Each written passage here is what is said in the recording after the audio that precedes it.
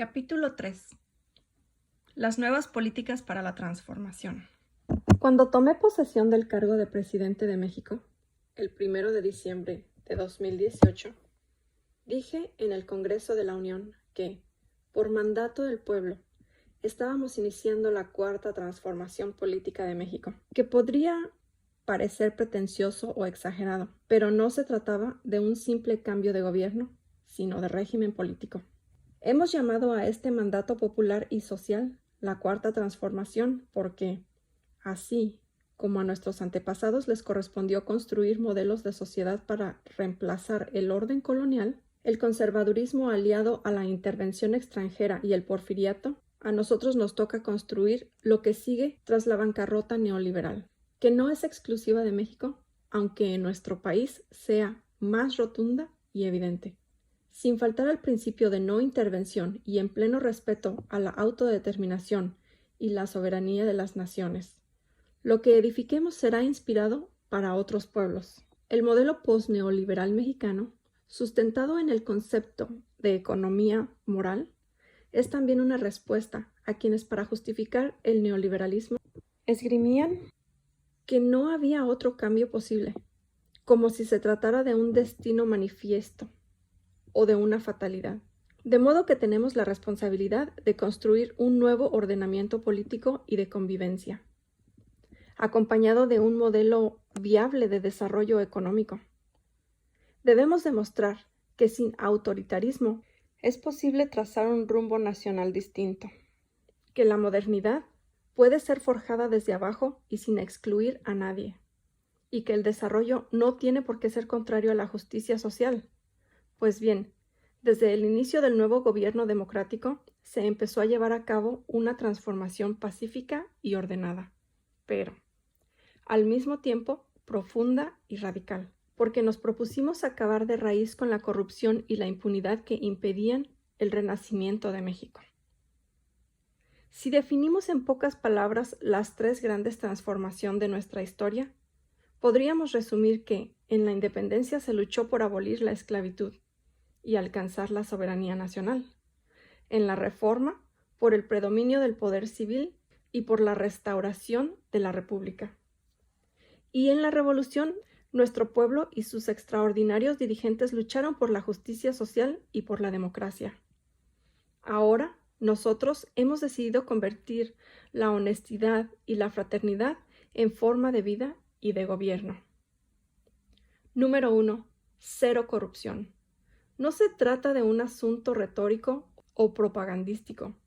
Es un hecho demostrable que la crisis de México se originó no solo por el fracaso del modelo económico neoliberal aplicado en los últimos 36 años, sino también por el predominio de ese periodo de la más inmunda corrupción pública y privada. En otras palabras, como lo hemos repetido durante años, nada ha dañado más a México que la deshonestidad de los gobernantes y la pequeña minoría que ha lucrado con el influyentismo. Esa es la causa principal de la desigualdad económica y social y, por extensión, de la inseguridad y de la violencia que padecemos. Por eso, cuando me piden que exprese en una frase cuál es el plan del nuevo gobierno, respondo: acabar con la corrupción y con la impunidad. Al contrario de lo que pudiera suponerse, esta nueva etapa la hemos iniciado sin perseguir a nadie, porque no apostamos a la simulación ni a las medidas espectaculares y escandalosas. Queremos regenerar de verdad la vida pública de México, además siendo honestos, como lo somos. Si abrimos expedientes, dejaríamos de limitarnos a buscar chivos expiatorios, como se ha hecho siempre, y tendríamos que empezar con los de mero arriba, tanto los del sector público como los del sector privado. No habría juzgados ni cárceles suficientes para procesarlos y castigarlos y, lo más grave, lo más serio, meteríamos al país en una dinámica de fractura, conflicto y confrontación, lo cual nos llevaría a consumir tiempo, energía y recursos que necesitamos para emprender la regeneración verdadera y radical de la vida pública de México. la construcción de una nueva patria, la reactivación económica y la pacificación del país. Estamos ante un asunto político de Estado y como tal decidimos enfrentarlo. Durante la campaña electoral expuse con toda claridad mi postura al respecto. Declaré que no es mi fuerte la venganza y que, si bien no olvido, soy partidario del perdón y de la indulgencia. Además, y esto es muy importante, creo precisamente que en el terreno de la justicia pueden castigarse los errores del pasado, pero lo fundamental es evitar los delitos del porvenir. En consecuencia, propuse al pueblo de México poner un punto final a esta horrible historia y empezar de nuevo. En otras palabras, que no hubiera persecución a los funcionarios del pasado y que las autoridades encargadas desahogaran en libertad los asuntos pendientes y las denuncias que pudieran presentarse. Que se castigara a quienes resulten responsables, pero que la presidencia se abstuviera de solicitar en automático investigaciones en contra de los que estuvieran ocupando cargos públicos o haciendo negocios al amparo del poder durante el periodo neoliberal. Instituciones y autoridades, ahora independientes como la Fiscalía General de la República, se están encargando con absoluta libertad del desahogo de esos asuntos.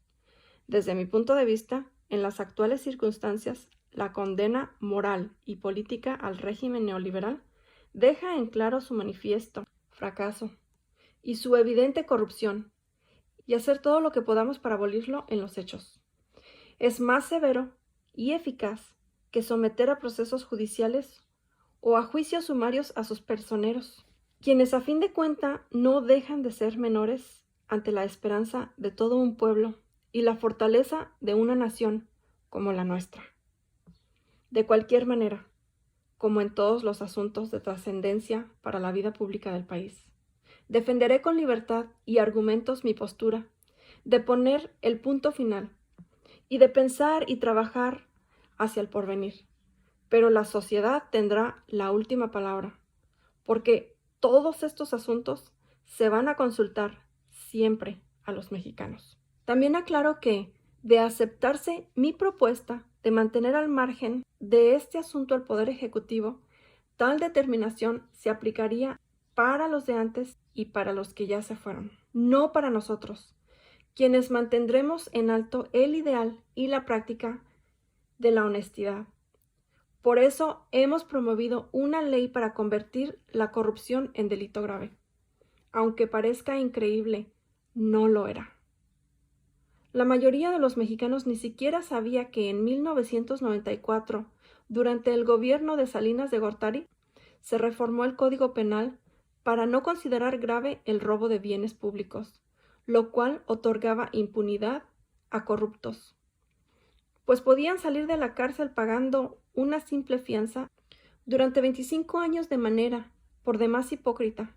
Tanto el conservadurismo, padre de la autodenominada sociedad civil, como sus representantes del gobierno neoliberal se dedicaron a promover la creación de las instituciones burocráticas, supuestamente independientes, para combatir la llamada opacidad y el saqueo. Así surgieron el Instituto Nacional de Transparencia y la Fiscalía Anticorrupción, entre otros organismos pantalla o paleros. Un fraude cínico, una farsa costosísima. Y todo ello, repito, cuando nadie ni siquiera hablaba de que la corrupción estaba permitida y tolerada por la ley. No cabe duda de que, como me dijo una vez Carlos Monsiváis, la verdadera doctrina de la derecha es la hipocresía. En cuanto a mi proceder como gobernante, con apego a mis convicciones y en uso de mis facultades, me he comprometido a no robar y no permitir que nadie se aproveche de su cargo o posición para sustraer bienes del erario o hacer negocios al amparo del poder público. Esto aplica para amigos, compañeros de lucha y familiares. He dejado en claro que si mis seres queridos, mi esposa o mis hijos cometen un delito, deberán ser juzgados como cualquier otro ciudadano. Solo respondo por mi hijo Jesús, por ser menor de edad. Incluso expedí un memorándum que a letra dice: a los secretarios del gobierno federal, a los directivos de empresas u organismos paraestatales, a los servidores públicos en general. Me dirijo a ustedes con la instrucción clara y precisa de no permitir bajo ninguna circunstancia la corrupción, el influyentismo, el amiguismo, el nepotismo, ninguna de esas lacras de la política del antiguo régimen. Todos estamos obligados a honrar nuestra palabra y cumplir el compromiso de no mentir, no robar y no traicionar la confianza de los mexicanos. En consecuencia, les reitero, no acepto, bajo ninguna circunstancia, que miembros de mi familia hagan gestiones, trámites o lleven a cabo negocios con el gobierno en su beneficio o a favor de sus recomendados. Esto incluye a mi esposa, hijos, hermanos, hermana, primos, tíos, cuñados, nueras, concuños y demás miembros de mi familia cercana o distante. Ustedes no tienen la obligación de escuchar propuestas indecorosas de nadie.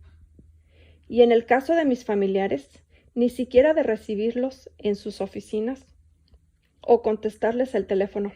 Nada de nada. Solo me resta decirles que, de no cumplirse esta recomendación, se podría caer en actos de deshonestidad y en la esfera del derecho penal. Desde hace años he promovido la reforma al artículo 108 de la Constitución para eliminar la impunidad y los fueros de los altos funcionarios públicos, empezando por el presidente de la República, quien ahora, según la iniciativa de ley que envié al Senado, podrá ser juzgado como cualquier ciudadano por corrupción y otros delitos graves, aún estando en funciones. Un buen juez por la casa empieza. Estamos poniendo orden en la cúpula del poder, porque la corrupción, reitero, se promueve y se practica fundamentalmente desde lo alto hacia los niveles inferiores. Nada de que el presidente no sabía, ni de que lo engañaron. Debe quedar claro que todos los grandes negocios hechos al amparo del poder llevan el visto bueno del titular del Ejecutivo Federal. Por eso estamos limpiando de corrupción en el gobierno de arriba para abajo, como se limpian las escaleras. Con este criterio se combate el robo de combustibles, la evasión fiscal, el lavado de dinero, el tráfico de armas y otros ilícitos, que no podrían perpetrarse sin la complicidad entre infractores y funcionarios públicos. Aquí explico que, cuando llegamos al gobierno, empezamos a enfrentar el robo de combustibles, llamado coloquialmente huachicol. Este delito consistía en perforar ductos de gasolina para extraer grandes cantidades de combustible. Existían miles de tomas clandestinas, al grado de que este ilícito se había convertido en un jugoso negocio de delincuentes y funcionarios. El año pasado, el robo ascendió a 80,000 barriles de gasolina al día. En promedio, equivalente a 800 carros tanque diarios. En 2018, esta cantidad de combustible sustraído a Pemex significó una pérdida de alrededor de 60,000 millones de pesos. Pero nadie hacía nada por impedirlo. Por el contrario, durante los sexenios de Fox, Calderón y Peña, la Secretaría de Hacienda lo veía como algo normal e incluía la pérdida en la contabilidad pública. Nos tocó a nosotros decir ¡basta! Y aunque no fue fácil, con el apoyo de la gente que resistió el sabotaje durante 3 semanas, pues hubo rupturas premeditadas de tubos con el propósito de dejarnos sin abasto, y con la participación de las Fuerzas Armadas y de los trabajadores petroleros que suprimieron las tomas clandestinas, hemos logrado reducir de manera drástica esta actividad delictiva. Véase la gráfica 3 del apéndice. Agrego que como parte de la estrategia para acabar con el huachicol, se atendió la creación de fuentes de trabajo y otras medidas de bienestar a la gente que, por necesidad, era usada por los grupos criminales como escudo y protección, a cambio de lo cual se les permitía recoger bidones de 20 litros de las tomas clandestinas. Lamento mucho que en ese tiempo, cuando se estaba aplicando el plan contra este ilícito, 137 personas perdieran la vida en la explosión de una zanja hecha exprofeso en una toma clandestina, en el municipio de Tlahuelilpan, Hidalgo. Con todo este dolor a cuestas, hoy puedo informar que se ha reducido el robo de combustibles en 94%, lo que nos permitirá ahorrar 50,000 millones de pesos este año. Otra acción fundamental en la lucha para erradicar la corrupción y la impunidad es la cancelación, vía decreto presidencial, de la condonación de impuestos a grandes corporaciones empresariales y financieras. Este ofensivo privilegio significaba que los grandes contribuyentes no pagaran impuestos, pues existía la facultad discrecional de los altos funcionarios de Hacienda, con la aprobación del presidente, de condonar adeudos. Solo en los 2 últimos sexenios, 108 grandes contribuyentes se beneficiaron con condonaciones por 213,000 millones de pesos. Hace unos meses se reformó el artículo 28 de la Constitución y esta inmoralidad ha quedado prohibida. La lucha contra la corrupción ha sido un tema central del debate público y de la conversación ciudadana en estos meses del nuevo gobierno, y los cambios promovidos van calando en la conciencia de los mexicanos. Tan así es que el Barómetro Global de la Corrupción, BGC, que publica Transparencia Internacional, refleja un cambio drástico en la percepción ciudadana. Según el informe publicado el 23 de septiembre de 2019, 61% de los mexicanos encuestados confía en la estrategia anticorrupción del actual gobierno federal, lo que contrasta con el 24% registrado en 2017, un cambio de 37 puntos. Otro dato significativo es que, durante los primeros meses de nuestro gobierno, solo 34% de los encuestados reportó haber sido víctima de corrupción en algún trámite o servicio, porcentaje que en 2017 llegaba al 51%, destaco. Por último, que mientras en América Latina 57% de la población tiene una imagen negativa de sus respectivos gobiernos en la lucha contra la corrupción, en México esa percepción es ahora de 36%. De acuerdo con el estudio de Transparencia Internacional, de modo que, por primera vez desde que se elabora esta investigación, nuestro país se coloca en segundo lugar en el continente, en este índice de la lucha anticorrupción. Número 2. Austeridad republicana. La austeridad nuestra se inspira en el criterio del presidente Benito Juárez, quien sostenía, bajo el sistema federativo, los funcionarios públicos no pueden disponer de las rentas sin responsabilidad, no pueden gobernar a impulsos de una voluntad caprichosa, sino con sujeción a las leyes. No pueden improvisar fortunas ni entregarse al ocio y a la disipación, sino congregarse asiduamente al trabajo, resignándose a vivir en la honrosa medianía que proporciona la retribución que la ley haya señalado. Los lujos, los dispendios y la opulencia que caracterizaban el ejercicio del poder han llegado a su fin. El gobierno actual ha eliminado los privilegios y prebendas que disfrutaban los funcionarios de alto nivel. Había servidores públicos que ganaban hasta 700,000 pesos mensuales, mientras los trabajadores de base recibían 8,000 pesos mensuales en promedio. Esto se terminó cuando se aprobó una reforma al artículo 127 de la Constitución para que nadie pueda ganar más que el presidente de la República, es decir, más de 108,000 pesos mensuales, sin compensaciones, pues me reduje el sueldo a menos de la mitad de lo que recibía el expresidente Enrique Peña Nieto. Como es natural, ha habido resistencias de quienes abusan de los cargos, y en algunos casos, sobre todo en las instancias autónomas, se recurrió a juicios de amparo. Pero, en lo general, la medida ha ido avanzando. El aparato gubernamental, tal y como se recibió el 1 de diciembre del 2018, estaba plagado de instituciones improductivas, de duplicidad de funciones y de oficinas y partidas presupuestales sin propósito ni resultados. En apego al marco legal, el gobierno federal ha eliminado los despachos inútiles, ha concentrado funciones y tareas de las dependencias y ha reorientado los presupuestos dispersos a los programas significativos y de alto impacto social y económico.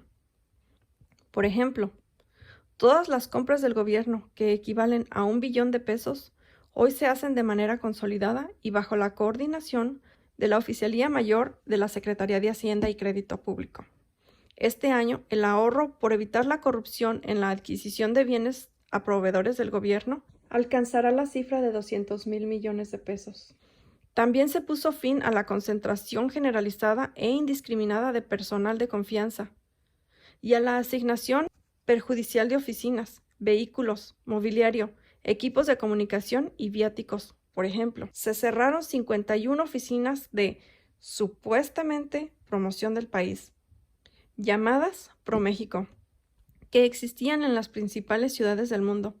Algo hasta ridículo, porque en ninguna parte existen oficinas pro Alemania, pro Canadá, pro Francia, etc.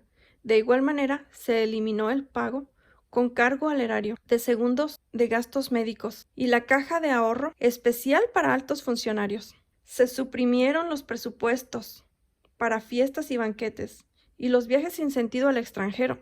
Únicamente los titulares de las secretarías de Estado pueden disponer de vehículo y chofer. No hay asesores y solo se asignaron escoltas a aquellos funcionarios que, por la naturaleza de su trabajo, requieren de medidas de seguridad. Al presidente de México lo cuidaba un cuerpo de la élite, llamado Estado Mayor Presidencial, perteneciente al ejército, que contaba con 8,000 elementos y manejaba flotillas de carros, camionetas blindadas, aviones y helicópteros. Los miembros de esta corporación ganaban más y tenían mejores prestaciones que los soldados, marinos o policías. Pues bien, esta institución mantenida por décadas desapareció. Sus integrantes pasaron a formar parte de la Secretaría de la Defensa Nacional para cuidar al pueblo.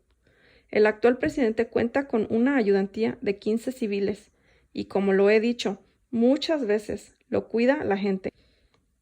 Además, el que lucha por la justicia no tiene nada que temer. El presidente y todos los servidores públicos tienen prohibido viajar en aviones y helicópteros privados. El lujoso avión presidencial se encuentra en proceso de subasta, así como 72 aeronaves más que estaban al servicio de altos funcionarios.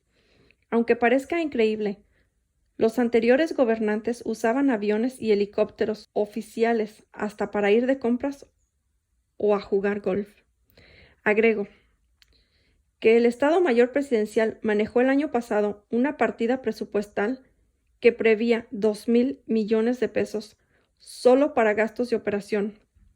Para colmo, esos recursos se consideraban erogaciones para la seguridad nacional.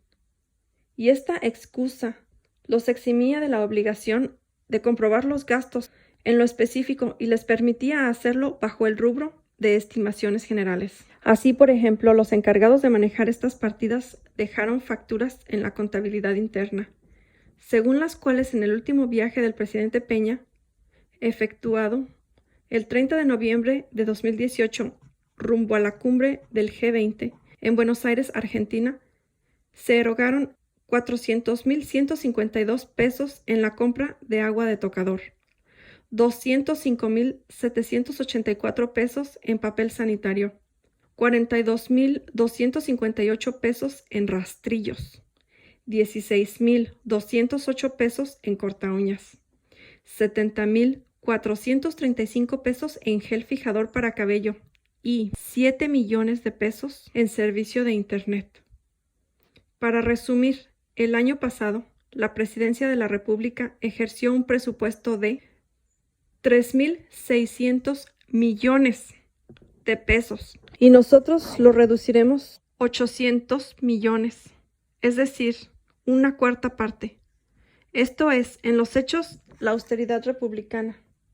Termino esta explicación recalcando que todas las medidas de austeridad han quedado plasmadas en una ley de obediencia obligatoria, aprobada el 8 de octubre por la Cámara de Diputados, en la cual se especifica, entre otras disposiciones, que al término de su desempeño, ningún servidor público puede trabajar en el sector privado en asuntos relacionados con su anterior cargo, sino hasta después de 10 años de haber dejado su puesto. Este ordenamiento surge para eliminar el vergonzoso proceder de muchos funcionarios del periodo neoliberal, que, apenas dejaban el gobierno, eran recompensados por las empresas o bancos a los que encubiertamente habían servido. Este es el caso de expresidentes de la República, de exsecretarios de Hacienda, Energía, Comunicaciones, Economía y Gobernación, de exdirectores de Pemex y la CFE, y de muchos otros que, sin ningún pudor, pasaron a ser empleados en empresas o bancos privatizados por ellos mismos, o a los que ayudaron otorgándoles contratos o información privilegiada. Número 3. Separación del poder político y el poder económico. El otro distintivo del nuevo gobierno es la separación del poder económico y el poder político. El gobierno ya no es un simple facilitador para el saqueo, como había venido sucediendo, y ha dejado de ser un comité al servicio de una minoría rapaz. El gobierno actual representa a ricos y pobres, creyentes y librepensadores, y a todas las mexicanas y mexicanos al margen de ideologías, orientación sexual, cultura, idioma, origen, nivel educativo o posición socioeconómica. Ya existe un auténtico Estado de Derecho, y queremos convertir en hábito la consigna de nuestros liberales del siglo XIX. Al margen de la ley, nada, y por encima de la ley, nadie. En el periodo neoliberal, los gobernantes se acostumbraron a incumplir las leyes o a hacerlo solo en forma selectiva y discrecional. Esa conducta fue un mal ejemplo de ilegalidad para amplios sectores de la población. Y se causó de esa manera un gravísimo daño a las instituciones y a la moral pública del país. Para rescatar la confianza de la población en la legalidad, es indispensable que la autoridad sea respetuosa de ella. En virtud de este principio, en el gobierno actual, todos los servidores públicos están obligados a obedecer y aplicar el marco legal vigente en todos sus aspectos. Un punto fundamental en este sentido es acabar con la simulación de la constitucionalidad, tal y como se practicaba en el periodo neoliberal, y acatar puntualmente los límites y las jurisdicciones establecidos en el Pacto Federal y la división de poderes. Dicho de otra manera, el Poder Ejecutivo no debe inmiscuirse de ninguna forma en las decisiones de los poderes. Debe respetar las potestades de los niveles estatal y municipal del gobierno y obedecer las decisiones de la Fiscalía General de la República, el Banco de México, las autoridades electorales y la Comisión Nacional de los Derechos Humanos. De igual modo, la Presidencia de la República está comprometida con el reconocimiento y respeto a las facultades que el marco legal del país otorga a las comunidades indígenas y a sus instancias de decisión. En materia de derecho internacional, se someterá a los fallos de los organismos e instrumentos de los que México es miembro y signatario, como la Organización de las Naciones Unidas, la Corte Penal Internacional y la Organización Mundial de Comercio. Aquí destaco que por primera vez en 3 décadas se elaboró un Plan Nacional de Desarrollo completamente distinto a los aprobados durante el periodo neoliberal. El nuestro tiene como propósito atender las demandas del pueblo y desterrar la corrupción y la impunidad. Las políticas gubernamentales ya no están sometidas a las recetas impuestas desde el extranjero. Y, aunque no se han promovido reformas legales en materia energética ni de la explotación de recursos naturales, se ha decidido no otorgar más concesiones ni contratos a particulares para la extracción de petróleo, generación de electricidad, minería, manejo de aguas y otras actividades estratégicas de exclusivo dominio de la nación. Además, se estableció, como ya dijimos, el criterio de separar el poder político del poder económico, y el gobierno asume como representante de todos los mexicanos, no solo de una facción o minoría. Como es evidente, este nuevo ordenamiento político contrasta con las reformas promovidas durante el periodo neoliberal, cuyo propósito era, en esencia, trasladar los bienes públicos a particulares y utilizar al Congreso para legalizarlo.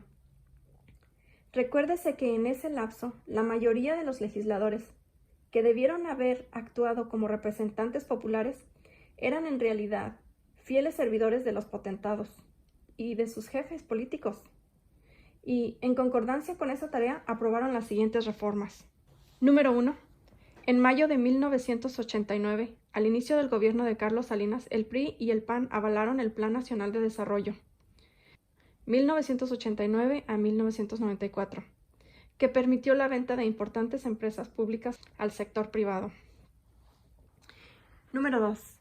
El 27 de junio de 1990, el PRI y el PAN reformaron el artículo 28 constitucional para entregar bancos que eran propiedad de la nación, eliminando el párrafo que reservaba al Estado la prestación del servicio público de banca y crédito. Número 3.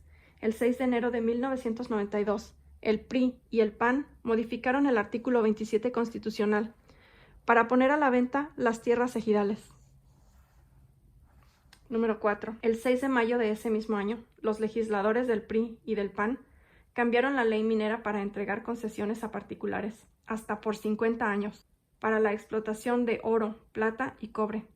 Eliminaron los límites de la superficie que podría ser concesionada, derogaron el impuesto a la extracción de minerales y dieron lugar a la privatización de unidades y plantas mineras del sector paraestatal, como fue el caso de la histórica mina de Cananea.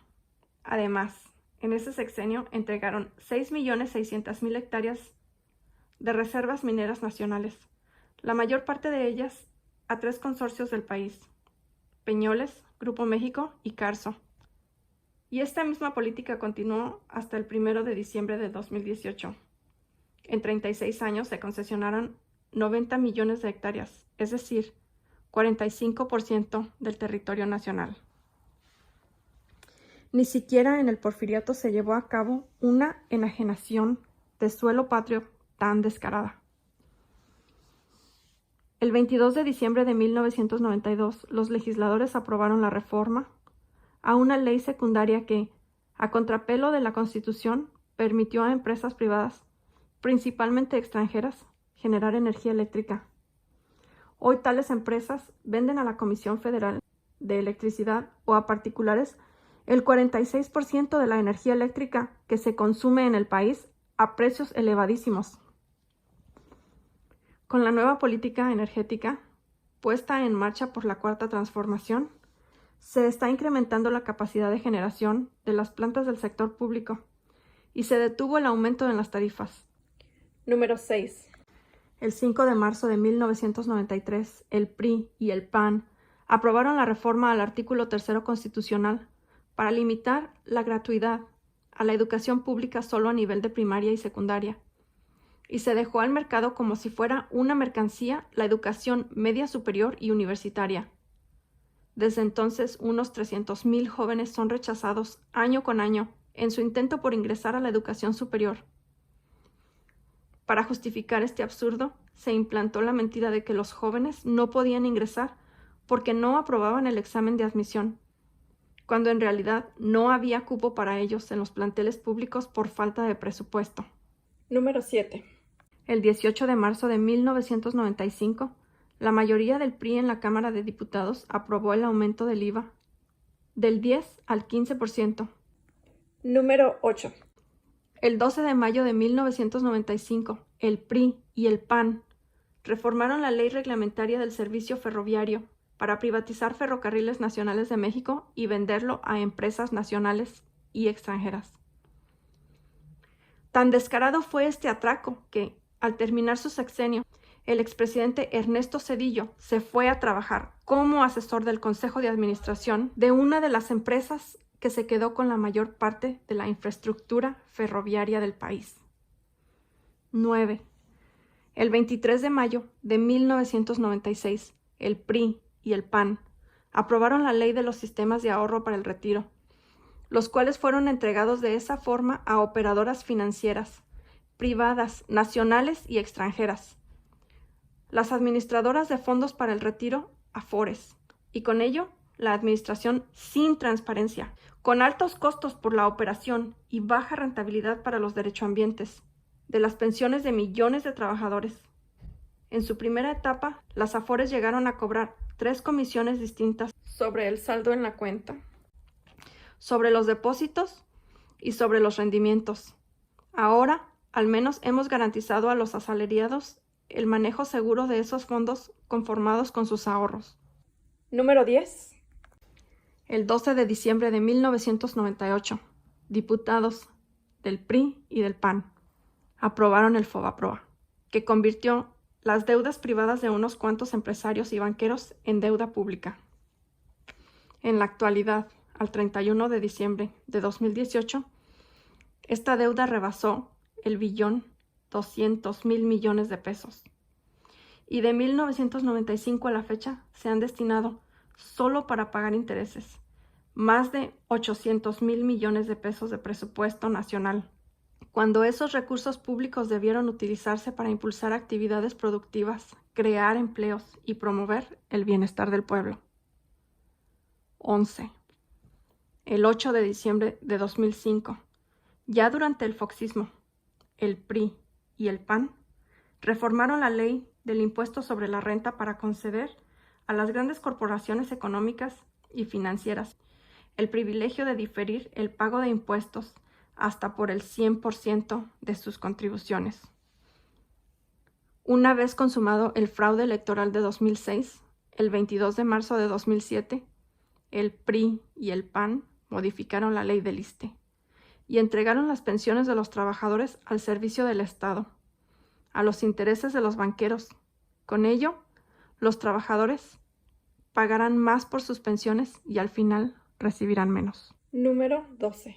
El 13 de septiembre de 2007, los mismos legisladores del PRI y del PAN aprobaron un paquete fiscal que incluyó la creación del impuesto empresarial a tasa única, IETU, y el impuesto del 2% por depósito efectivo, que más tarde aumentaron al 3%. 13. El 24 de octubre de 2008 aprobaron la Ley de Petróleos Mexicanos para dar lugar al otorgamiento de contratos incentivados, así les llaman, a empresas privadas, nacionales y extranjeras para la explotación de petróleo, exclusiva y hasta por 25 años, mediante la asignación de áreas o bloques del territorio. Por cierto, la Suprema Corte convalidó esa reforma y rechazó una controversia constitucional presentada por 5 presidentes municipales, alegando que carecen de interés jurídico en el tema. También resolvió improcedente un juicio de inconstitucionalidad interpuesto por legisladores progresistas.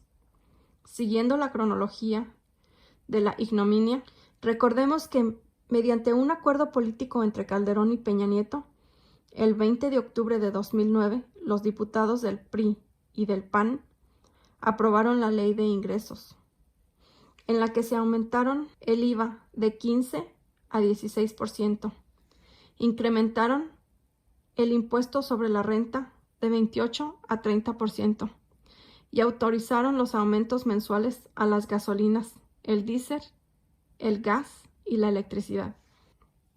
14. El 2 de diciembre de 2012, al día siguiente de haber tomado posesión de la presidencia, Enrique Peña Nieto firmó con los partidos PAN, PRI y PRD el llamado Pacto por México, el cual se acordó profundizar en las privatizaciones del sector energético, la educación, la seguridad social y las comunicaciones, así como reformar leyes fiscales, laborales y hacendarias, todo en beneficio de la clase dominante del país y los intereses extranjeros. Poco antes, el 30 de noviembre de 2012, diputados y senadores del PRI y del PAN aprobaron la reforma laboral, que eliminó derechos históricos a los trabajadores al permitir la subcontratación, el pago por horas y sin prestaciones sociales. 15. El 13 de diciembre de 2012, la Cámara de Diputados aprobó la mal llamada Reforma Educativa, que tenía como consigna someter al magisterio y avanzar en la privatización de la enseñanza. La mayoría de senadores votó a favor de la modificación constitucional el 20 de diciembre de 2012. A partir de ese momento comenzó una campaña de desprestigio, criminalización y persecución sin precedentes en la historia contra el magisterio. 16. El 18 de diciembre de 2012, el Senado aprobó las reformas constitucionales en materia de telecomunicaciones realizadas a los artículos 6, 7, 27, 28, 73, 78, 94 y 105. Estas modificaciones garantizan los derechos de las empresas, pero no los de la ciudadanía, y permiten la censura previa y violan el derecho a la privacidad. Además, los legisladores dejaron fuera a las radios comunitarias indígenas y los derechos de las audiencias. La Ley Federal de Telecomunicaciones creó el Instituto Federal de Telecomunicaciones, IFT, para regular el sector. Sin embargo, este acabó favoreciendo a los agentes económicos preponderantes, que han fortalecido su presencia en el mercado. 17. En octubre de 2017, el Senado aprobó nuevos cambios a la Ley de Telecomunicaciones y Radiodifusión, que fueron considerados un retroceso democrático. Se nulificó el derecho de las audiencias, pues se eliminó la facultad de la Secretaría de Gobernación de supervisar los contenidos y velar por el cumplimiento de los derechos constitucionales. En los hechos, se dejó sin sanción el incumplimiento del respeto a los derechos de las audiencias infantiles y a la diversidad, y se omitió a la obligación de observar un lenguaje no sexista y de no promover la violencia. 18. El 17 de octubre de 2013, la Cámara de Diputados aprobó la reforma hacendaria, que significó cobrar más impuestos a la mayoría de los contribuyentes, manteniendo los privilegios fiscales para las grandes empresas y los bancos. La reforma aprobada por el Legislativo y publicada en el Diario Oficial de la Federación el 11 de diciembre de 2013, fue modificada por la Presidencia mediante 2 decretos del 26 de diciembre de 2013.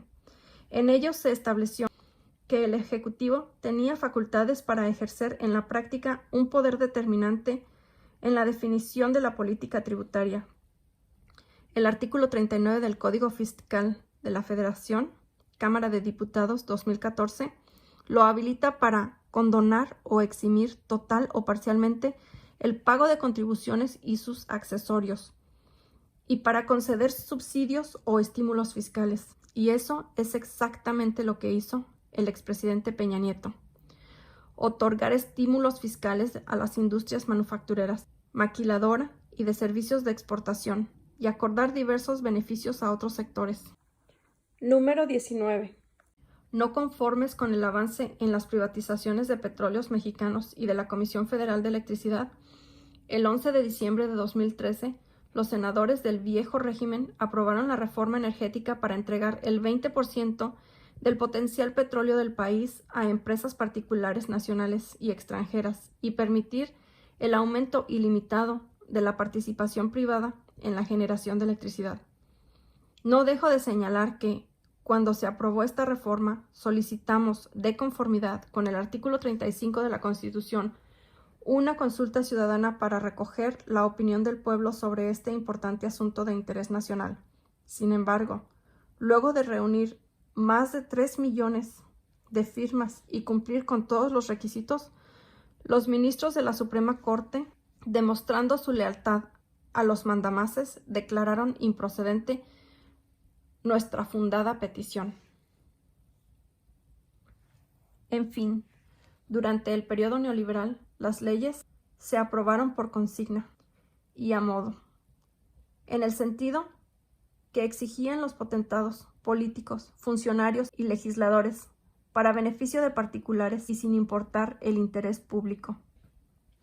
En contraste, ahora, las reformas a la Constitución y a las leyes que hemos promovido tienen el propósito de ajustar el marco legal a la nueva política económica y social que estamos aplicando. Por ejemplo, las principales reformas y leyes aprobadas por las cámaras, con mayoría de legisladores surgidos de nuestro movimiento, han sido las del combate a la corrupción, la de austeridad republicana, la de extinción de dominio para recuperar y devolver al pueblo lo robado, la prohibición de la devolución de impuestos, la clasificación como delitos graves el robo de combustible, la evasión fiscal y el fraude electoral. La eliminación del fuero a funcionarios, la revocación del mandato, la consulta popular, la nueva ley laboral y de salud, la cancelación de la llamada reforma educativa, la reforma a la Constitución que permite a elementos del Ejército y de la Marina participar en tareas de seguridad pública e instituye la Guardia Nacional. El nuevo marco legal en los hechos es una nueva Constitución acorde con las demandas y la voluntad del pueblo, que decidió emprender la cuarta transformación de la vida pública del país por medio de las vías institucionales y legales.